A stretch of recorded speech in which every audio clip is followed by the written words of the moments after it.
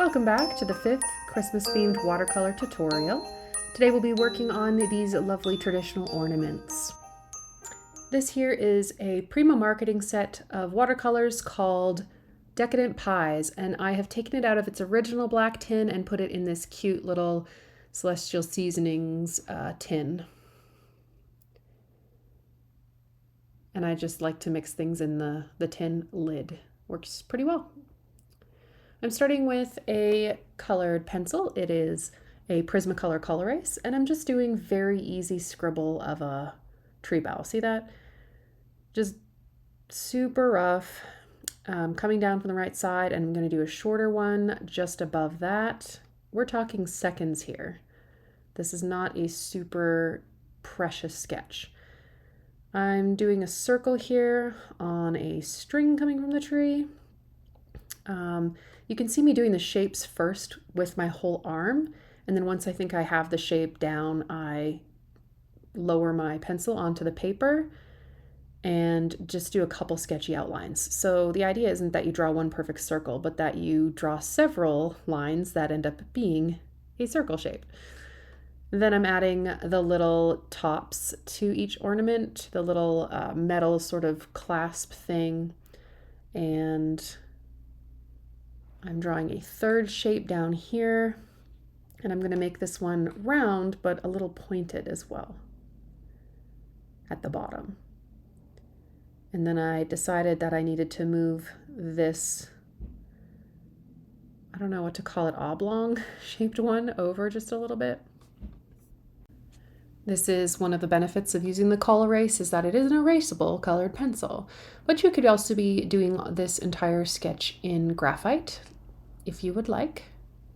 If that allows you to be a little bit looser and a little bit less precious with it, that's why I love the color erase, is because I can do things like that. Completely erase and move something over. So the most central ornament is this pointed one at the bottom, and then the other two, obviously the one on the right is quite off to the side, and the other one we want to be kind of behind it to create a layering effect, and that helps sort of increase the depth, the illusion of depth in our little drawing. And then I am starting to mix. We're diving into the painting already. I grabbed this green. It's a very bright sap green. And I'm just making little marks, and I'm right-handed, so I'm kind of doing the marks left to right. If you're left-handed, you might change the orientation and do these marks going from the right to the left, like just sort of go the way you are, drag the brush in the direction that you are actually going so that you don't make smear marks. I'm sorry, my hand is blocking a little bit of this, but a lot of the same. Little V shapes, little spiky. They're not, some of them are attached. They're not all beautifully separate. This green that's in the lid is a pyroline green. It's a very dark one. You can see there it's like black green almost. It's very, very dark, and I'm just dropping this in a bit sporadically, not everywhere. I want there to be at least 2 tones of green on this to just sort of help create depth. When I'm reaching up to the top there, I'm just rinsing my brush in clean water and using a paper towel to dab some of the water off and control the amount of water that my brush is holding. This is actually a metallic paint. It's gold. In the final result of this card, you don't really notice the sheen very much, so don't feel bad if you don't have metallic paints, but if you do, now would be a great time to use them. You could pull out the silver, the gold, you could use copper color, but gold especially makes me think of Christmas. And I'm just making sure I've got a lot of pigment on there and it's evenly distributed. I'm using a size 8 round brush, which allows me to get quite detailed with the tip of it, and then also cover quite a bit of surface area with the side. This is more of a copper color. It has a hard time activating, so you can see me scrubbing the brush into the paint pan there. It's almost like plasticky, like barely any paint gets onto my brush. I don't end up using the copper, but I'm just going through and testing these colors to see what I do want to use.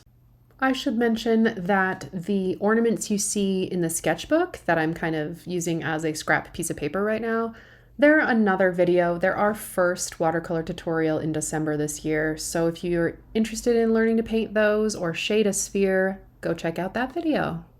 This blue is very intense, the first one I put down, and the second one is like a navy, very deep navy or Payne's gray almost. I'm just dropping these down to kind of remember what they look like on paper because they kind of appear differently on paper than they do in the pan. And I believe I'm just trying to figure out what colors I want in this composition. I mixed a bit of a Santa suit red here, not quite cranberry and not quite primary red. It's somewhere in between the two.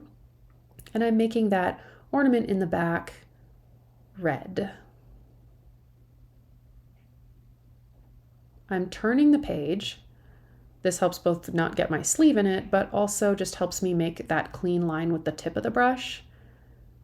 A lot of people don't think to turn the page, and so they'll try to make, a clean line with the whole brush instead of the very tip of it, and it's much more challenging. It can be done, but it's more challenging. So I just move my brush around so that the tip is the part that is cutting out that clean line. And I'm working fast enough that it's all wet and I can drag the color around.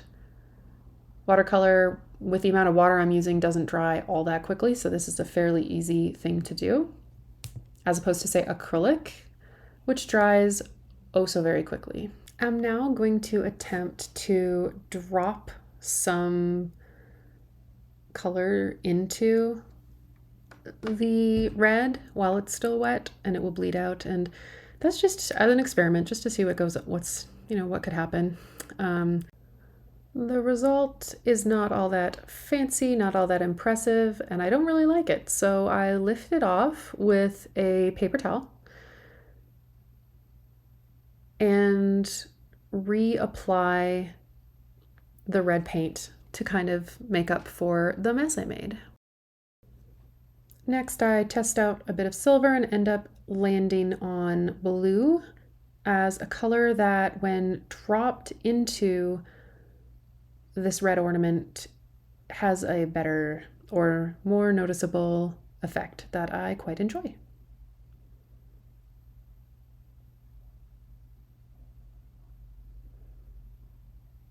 So my brush is loaded with blue and I'm just dabbing the tip of the brush onto the ornament to get this sort of splotchy effect.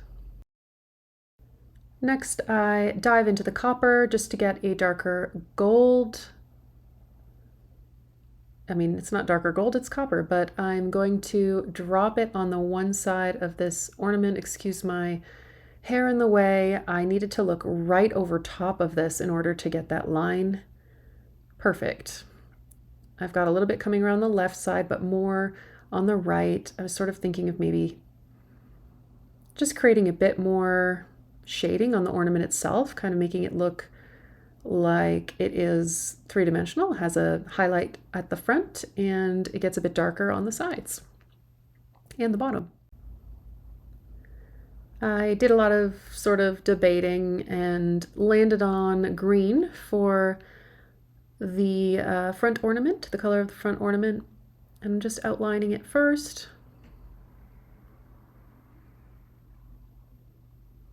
And I found this one was the most challenging. I later thought that a great way that you could approach this ornament would be to use some sort of wax resist.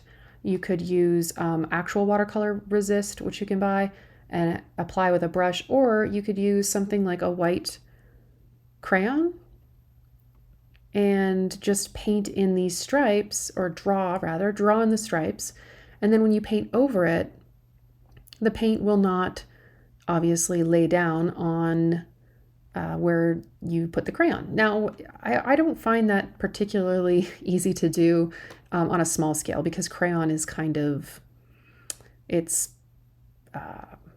textured and it doesn't leave a nice clean line. So if you have watercolor resist, I can't think of another name for it right now, but I can always link that in the show notes. You can approach this differently, because my result is a bit imperfect. I don't mind, because I'm very used to just going with the flow and solving problems as I figure them out. But if you have a problem with how imperfect this ornament is, you might want to approach it differently. Maybe paint the stripes in first and then paint around them, rather than doing the weird sort of omission that I've tried to do with my white stripes. After this, I deepen the green by dropping in some darker green, kind of cover up overall, make it smooth. And then I use a paper towel. So you can see me outlining here. I'm not really covering the whole thing with dark green, I'm just putting it here and there. And I use the paper towel to just lift off some spots. And the reason I'm doing that is I'm kind of thinking of this hanging in a tree with Christmas lights, and that there might be different highlights glinting off different areas of the ornament. You don't have to do that, but I liked the idea of showing multiple light spots on these ornaments. I'm going to mix a bright red, and my yellow/gold ornament is now completely dry. Make sure it is completely dry before you attempt this. And you may decide to draw these in first. I don't have a lot of luck drawing over top of watercolor, but just would rather wing it. If that's not your style, then adjust as necessary. But I'm doing these sort of spiraling stripes on this tall ornament, and I think it becomes my favorite after this.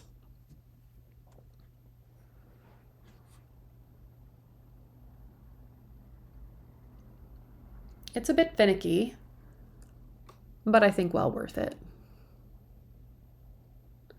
If you need to, you can practice this on the side first before you jump into the actual ornament. I try to make the center of each of these lines just a bit chubbier than the ends. I think it gives the effect of being more bulbous, like going over a rounded bulge of the ornament.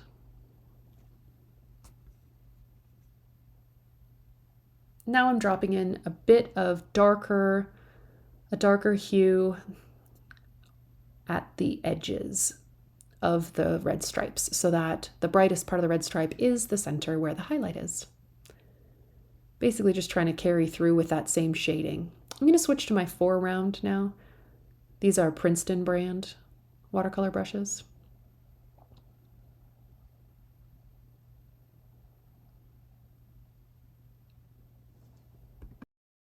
Next I use the gold, and I drop in some little gold glints on this green ball, and they don't stand out a whole lot,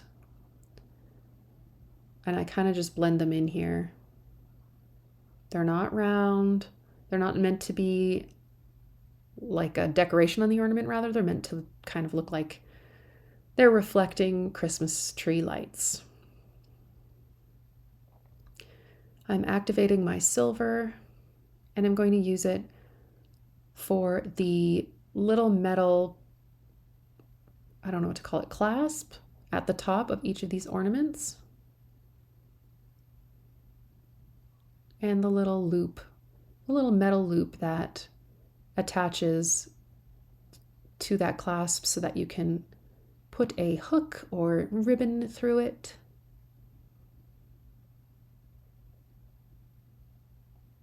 And this is quite delicate work, so that's why I switched to the 4. You can switch to even smaller brush size if that's what you need.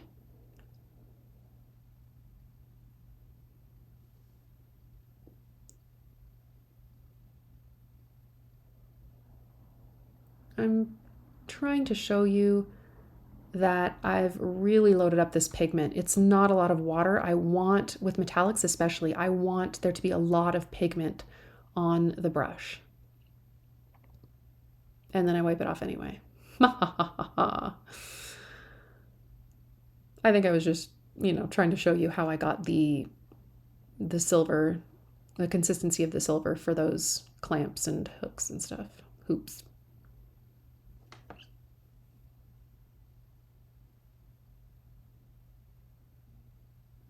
I mixed a very pale gray and I'm applying it to the white spots to kind of shade them a little.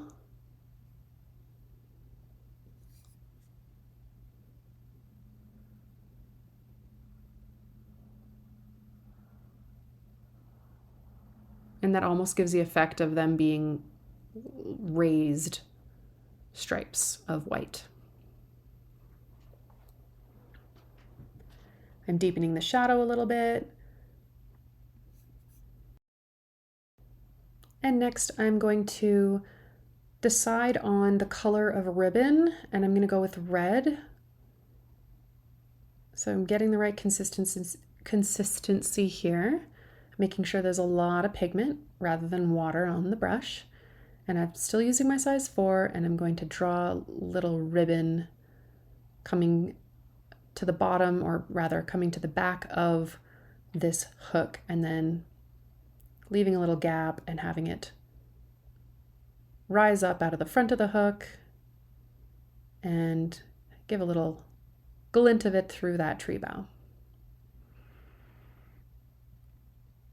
I've turned the page on its side because it's much easier for me to make a straight line if I'm going left to right and kind of horizontally.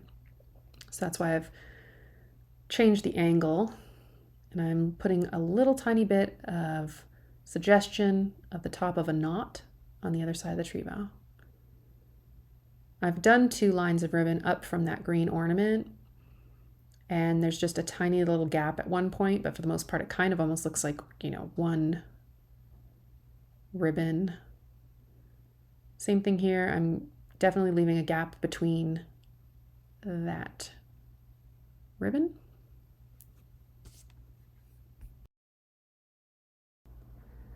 I'm now making a little bit of a darker grayish blue color to add a shadow onto the side of each of those metal clamps and hoops.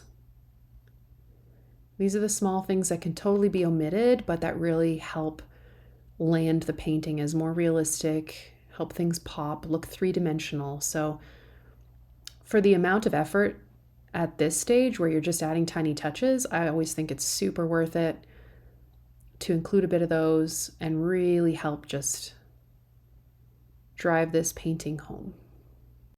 Next, I am trying to activate this. It looks like a white, but it's kind of pearlescent. So it's kind of like it's one of the 4 metallics in that set as well, but it's a white metallic. You can see me testing it over the green there, seeing how opaque it will be. And I'm going to add it to the bulgiest, that's a word, part of this yellow ornament as highlight. And I really enjoy the effect of this. It was so simple, but I think it helped. And look, it's opaque enough that I'm able to clean up the stripes or raised little white edges, I don't know what to call these, on the green ornament. That was a nice surprise. You can also use white gouache in a situation like this, or acrylic, or even a paint pen or a white gel pen. If you need to make corrections in this way, I could have used any of those to fix up the white lines on this green ornament.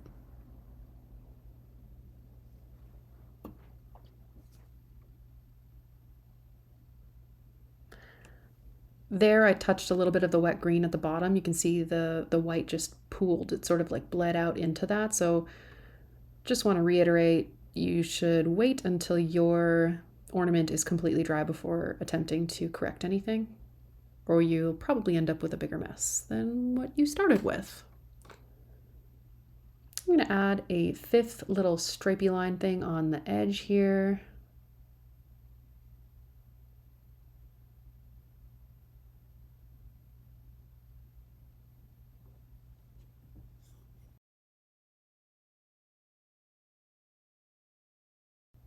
And then I'm going to take my own advice and grab a white paint pen.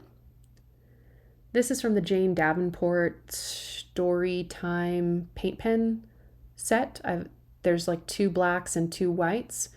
I'm testing it on a side page first because these tend to sometimes drop accidental gigantic blobs of paint on your work. So always just test and prep the marker on something other than your finished piece. I'm going to add a highlight to all the metal clasps, and I kind of tried to enhance a bit of that white stripe on the green ornament. Now I'm putting glints. Put glints on the little clasps, and I'm adding some random white highlights and glints on the ornaments themselves, which is what they would look like if, they were shiny. I probably should have mentioned before now, but I'm not using a reference for these ornaments. I am purely making them up, which is, say what you will. I think leads to a different level of success sometimes when I use a reference photo or do a little bit of visual research before I begin. But if that's something that you think will help you, go ahead and pull up some images of ornaments so that you have something to guide your decoration design or something. Looks like I've given up on that those yellow highlights there. So I apologize if I led you astray and you're following moment for moment, but I just felt like they didn't serve the painting. So I'm just darkening them with some green and bringing that line around the edge of that white on the green ornament. Then I'm going to mix a dark green here and pull it into the boughs, kind of like shadow and adding a bit more dimension, because as usual, they dried lighter, much lighter than the original painting. Watercolor often does that, and some colors more than others. So I'm just pulling a bit more of the dark green up into there, and I think that will balance the painting nicely with the dark green ornament. And I'm using my size 4, so I have even thinner little marks that I can make with the tip of the size 4 brush.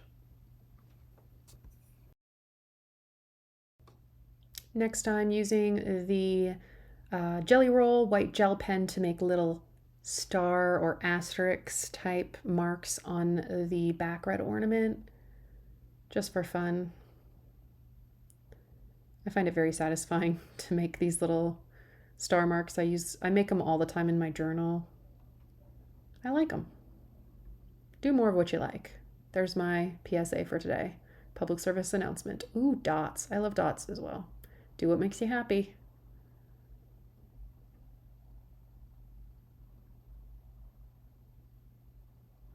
We're going dot-tastic on this one.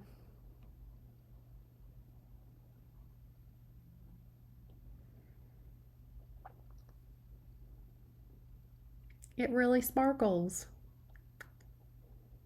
Yay. Ooh, nice touch I only thought of now is to add a white stripe down the center of all my red stripes, and that just, mwah, chef's kiss, makes that ornament my favorite. See how it kind of got dry there or stopped working and I had to use it on the side page there? This is very, very common with the jelly rolls. And other brands of white gel pens, they just do that. They're pure, they exist to annoy me sometimes. Yay, they're very satisfying to work with when they work, and they're very frustrating when they don't. I guess that's most things. So I'm adding a bit of a white highlight to the little loops that the ribbon is attached to. A little bit of highlight on the ribbon there. You can overdo finicky little details like this, so do think about it before you just go crazy. Or don't. Go crazy. Enjoy it. Just know that sometimes you like the result and sometimes you don't. I'm doing little crosses on, little X's on this green ornament because it needed something more because the other two ornaments had fine detail, so it felt left out. This is the smaller Storytime paint pen. So it's different from the Jelly Roll in that it's actually acrylic paint, whereas the Jelly Roll is, who knows, I don't know, white ink? I don't know. But there's a lot more, I don't know, paint in the paint pen. Wow, so articulate. Yay, we're done. Check out these sweet ornaments. Thank you for joining me. Sorry I don't have an intro and outro for this video, but I love y'all. Merry Christmas. I'll see you next week for another tutorial. Bye.